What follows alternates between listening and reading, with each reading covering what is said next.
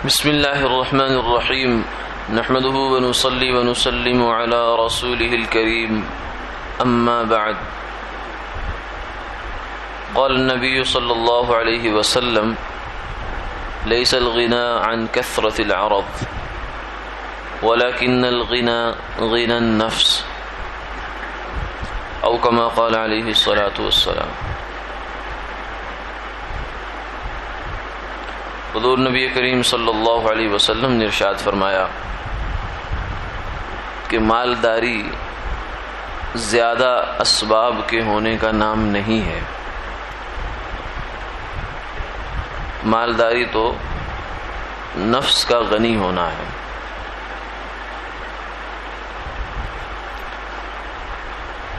انسان اس دنیا میں چونکہ اس کے ساتھ پیٹ بھی لگا ہوا ہے، دیگر جسمانی تقاضے بھی ہیں اور کچھ اس کی خواہشات بھی ہیں، تو یہ ساری چیزیں جو پوری ہوتی ہیں تو دنیا کے مال و اسباب سے ہوتی ہیں۔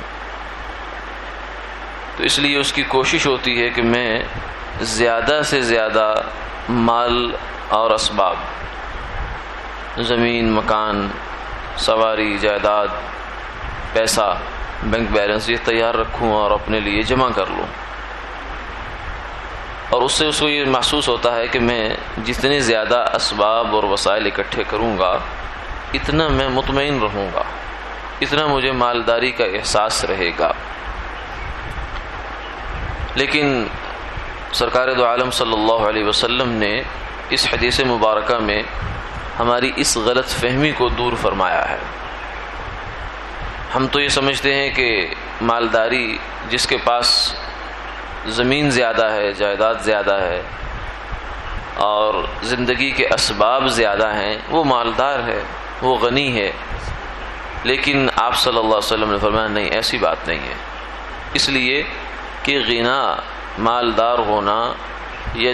یوں کہہ لیجئے دوسرے لفظوں میں کہ آدمی کا سیر ہونا، سیر چشمی بھی کہتے ہیں اس کو، یعنی آدمی کی آنکھ بھری ہوئی ہو۔ جیسے کہتے ہیں بعض دفعہ کہ آدمی کا پیٹ تو بھر جاتا ہے مگر آنکھ نہیں بھرتی، تو آنکھ بھر جائے، اصل فرمایا مالداری یہ ہے کہ آدمی قناعت پر آ جائے، جتنا کچھ اس کے پاس ہے اللہ کا دیا ہوا، چاہے وہ جھونپڑی ہے، چاہے وہ کچا مکان ہے، چاہے وہ پکا مکان ہے، اس کو وہ بہت سمجھے، اس کو یہ سمجھے کہ یہ میرے استحقاق سے زیادہ ہے، میں اتنا بھی حق نہیں رکھتا تھا، اللہ تعالیٰ نے مجھے دے دیا ہے، اس کا شکر ہی شکر ہے، یہ میرے حق سے زیادہ ہے۔ تو یہ جس انسان کو احساس نصیب ہو گیا، یہ احساس جس آدمی کو نصیب ہو گیا، فرمایا اصل مالدار یہ ہے، اصل امیر یہ ہے، اصل غنی یہ ہے، سیر چشم یہ ہے۔ اور جس انسان کو یہ احساس نہیں ملا، یہ احساس جس آدمی کو نہیں ملا، وہ غریب ہے، وہ فقیر ہے، وہ مفلس ہے، چاہے اس کے پاس ساری دنیا کا مال و اسباب اکٹھا ہو جائے۔ اگر اسے یہ احساس نہیں ہے کہ میرے اللہ تعالیٰ کا میرے اوپر بڑا انعام ہے، بڑا شکر ہے اس کا، جتنا مل گیا یہ بھی میرا حق نہیں تھا، اگر یہ احساس اس آدمی کے پاس نہیں ہے تو وہ فرمایا غریب اصل یہ ہے۔